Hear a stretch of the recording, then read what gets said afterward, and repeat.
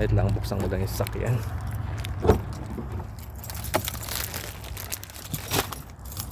Five o'clock pa lang yan, no? Tingnan mo.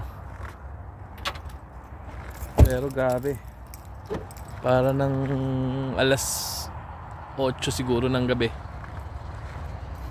Oh, puting-puti kasi nag-i-snow na naman. So wala nga dyan yung hinahanap natin. So pupunta tayo ngayon dun sa isang Dolorama. Iga, samahan nyo ako.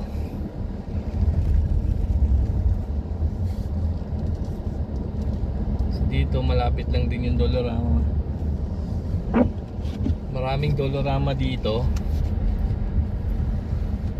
Yun yung mga murang mga murang items. Diyan ka makakabili ng mga $1, 1.5, mga chocolates, kung ano-ano pa. So punta natin dito yun sa may kabila, malapit sa mall.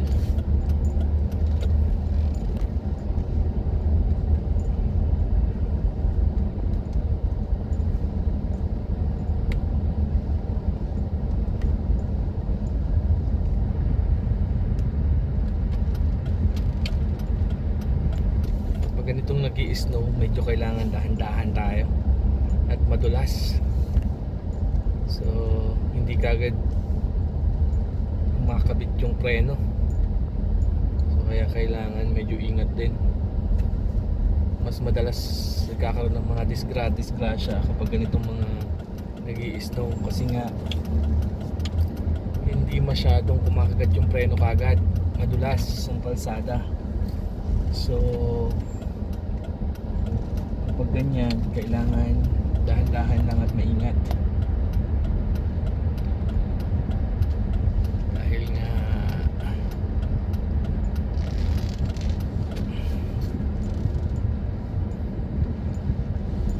sa snow.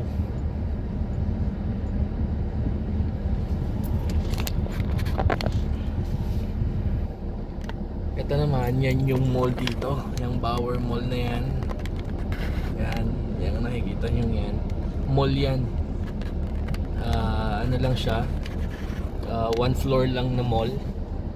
So yan yung Bauer Mall na tinatawag dito.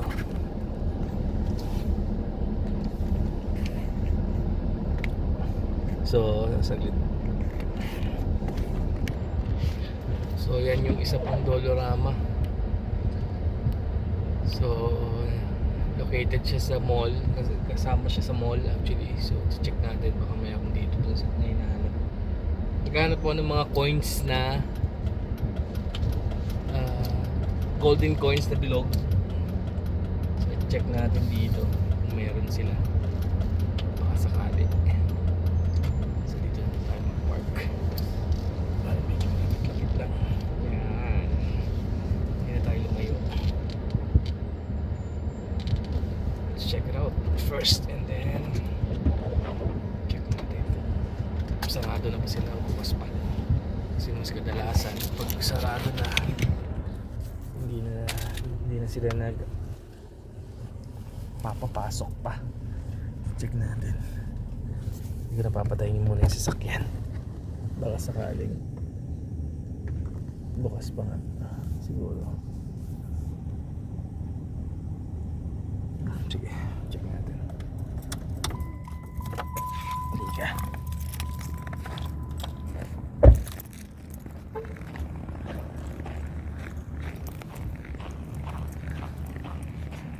Check natin, tatanungin natin kung meron pa sila. Tatanungin ko muna. So yun nga, wala rin sila nang hinahanap natin. So uwian na. Tignan mo yung mall dito. Maliit lang siya, kaya lang sarado na kasi maaga kasi nagsasara ang mall dito. So disperas kasi ngayon ng bagong taon, kaya hanggang 6 lang yata sila. So kahit itong Dolorama nga hanggang 6 o'clock lang. Pero usually yung mga normal na araw hanggang 9 o'clock sila. Sige. Uwian na. Wala eh. Tignan natin sa iba. Actually maraming ano rito, Dolorama dito, kaya lang siguro ngayong maagang nagsara dahil Desperas nga.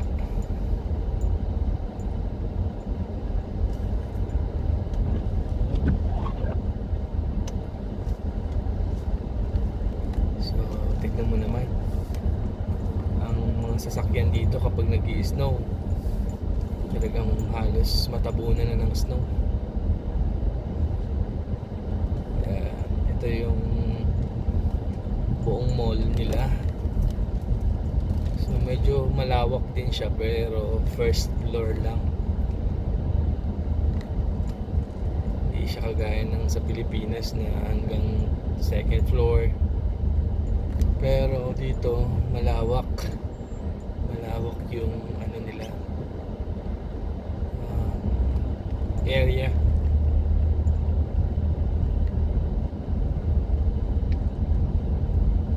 At yan, ito Jollibee. Ito naman Jollibee dito. Malapit din siya sa mall.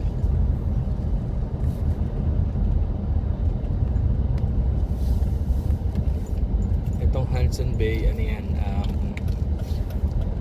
mall din siya pero mga branded.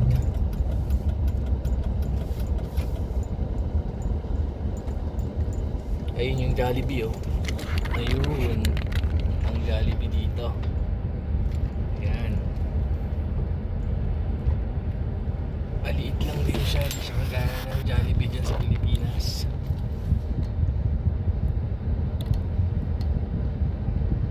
Yan yung pinuntahan natin kanina, yung Canadian Tire. Sarado na rin sila ng ganitong oras.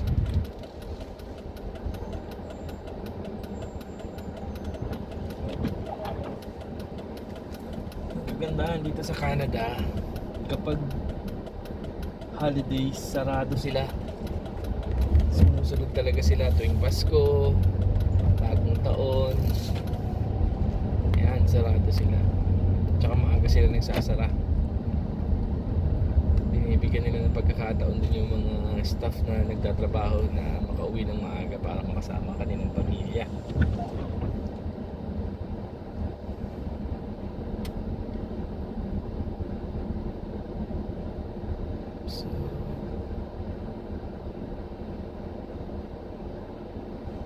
So ngayon pauwi na tayo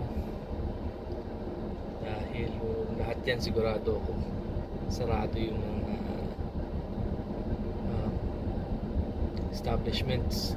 Ang bukas lang siguro hanggang ngayon is yung mga supermarkets nga dito sa may malapit sa bahay namin. Meron naman dito, so tignan natin baka sakali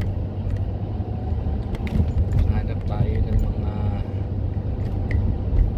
bilog na gold coins, chocolates.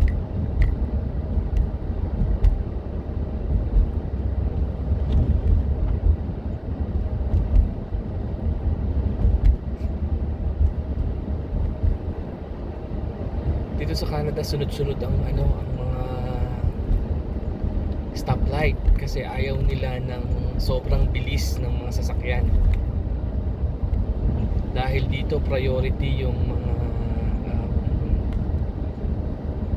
walk lane. So kapag may walk lane dyan, kahit na-go yan at may mga tao, kailangan mag-stop ka at bigyan mo ng pagkakataong makatawid ang mga tao, lalo sa mga pedestrian lane. Priority yan. So hindi ka pa pwedeng mauuna ka dun sa mga taong naghihintay. So kailangan mag-stop ka talaga.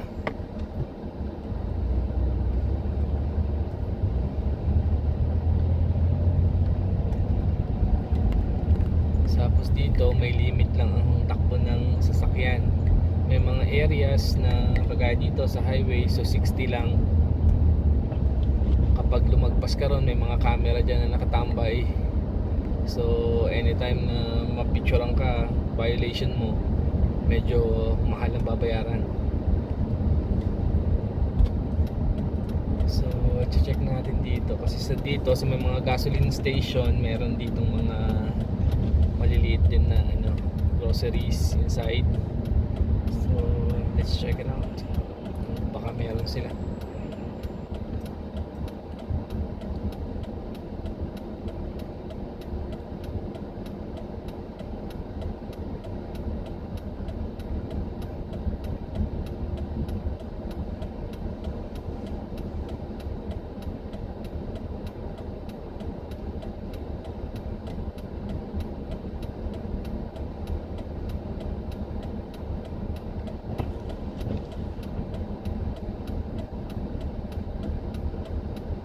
Dito sa area namin hindi masyadong established kasi nga probinsya siya. Kumbaga parang nagsisimula pa lang, developing place dito sa Alberta. Hindi kagaya ng mga Calgary at Edmonton, pero 1 hour lang ang biyahe, so malapit lang siya kasi gitna lang tong area namin na to. Kaya dito naman sa area na to, mas snow. Kasi nga yung gitnang-gitna siya ng malalaking cities, which is the Edmonton and Calgary. So lang siya, 1 hour biyahe sa highway, then you can reach Edmonton already or Calgary. So dito bibili muna ako ng soft drinks. Titignan natin kung tawag dito, baka meron din sila. Kahit man ng konting panghanda mamaya, makabili tayo. Doon na lang pala sa kabila.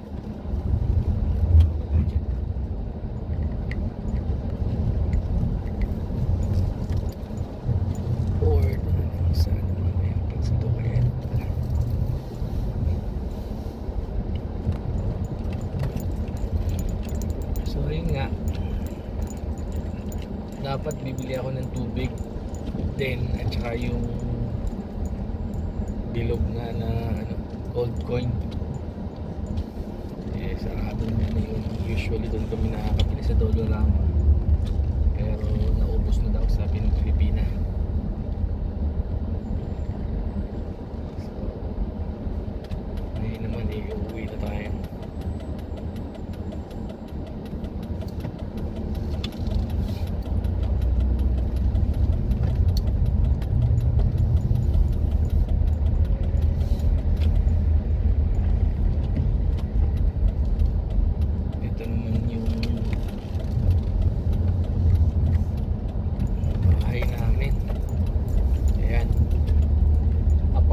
Siya. So saka may kanya-kanya ring parking lot, pero doon ako sa unahan pa.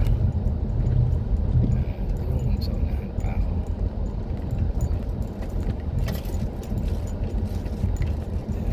Pasok tayo rito.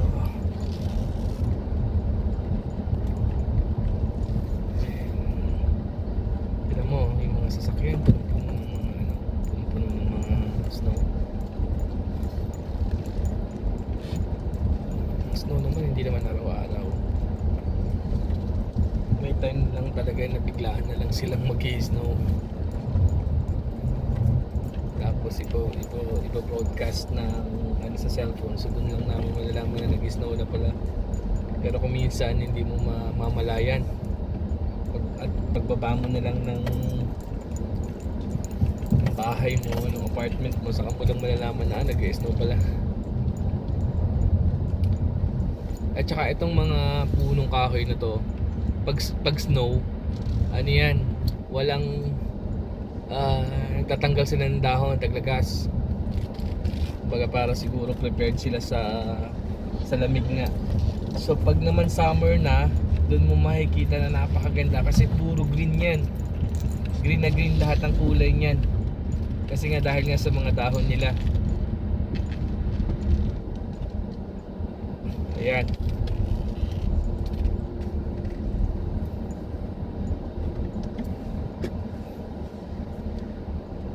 So, yung mga punong yan, akala mo patay siya pero hindi. Ano lang talaga siya. Dito, wala lang talaga siyang mga dahon dahil nga pag taglamig talagang ang mga punong kahoy rito hindi nila walang ano, except na lang dun sa maple tree. Yan yung tawag yan, maple tree. Yan yung parang